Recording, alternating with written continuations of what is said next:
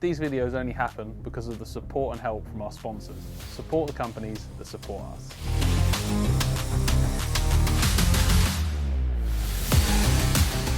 Welcome to Bike World, welcome to Modena, and it's pretty obvious who we are with. We are with Bimota and their new KB4. Now, we put some images of this bike on social media and some people love it and some people don't. When I originally saw the pictures, I was a little unsure, but now I've seen it in the flesh, I've definitely grown to like it.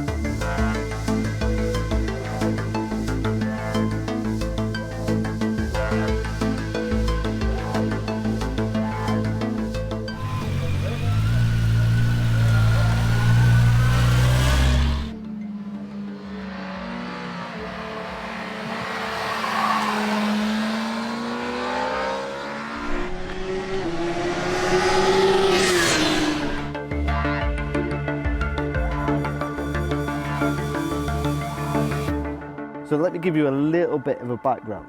Now, historically, Bimota would use an engine from Kawasaki or Ducati, and then they would put their unique chassis elements around that engine. But that's an incredibly costly way of doing it, because then you have to homologate the bike. Where now with Kawasaki's research and Kawasaki's technology, everything is already homologated. So what Bimota have done is, they've gone to Kawasaki and grabbed their Kawasaki 1000 SX, which is a great, smooth, beautiful engine, and put it in a different chassis. So the engine is exactly the same as a Kawasaki 1000 SX. The rider aids are the same, the exhaust is the same, the fueling is the same, the switch gear is the same, the cruise control is the same, the clocks are the same, because that's all homologated. The headlight is off a Z because it's homologated, so they don't have to go through that costly process. But once they've got all those homologated parts, then they're kind of free to do what they want with the design and the chassis. And that's Bimota's uniqueness. That's what they do best. So when you look at this bike to start off, it kind of just looks like a bike with different bodywork. This has got considerably shorter wheelbase than the SX, even the ZX6. It's got a massive weight saving. It's around the same weight as a ZX6. The radiator now sits underneath the seat, which seems like an incredibly complex way to do it. But they wanted to get the engine as far forward as possible, and then you've got the room for the front wheel, and there was no room for the radiator, so you put the radiator underneath the seat, which is you've got these massive air ducts on either side to cool the radiator that's underneath the seat, and then you wrap that in carbon fibre. Other manufacturers could possibly do this, but it would be really expensive and costly.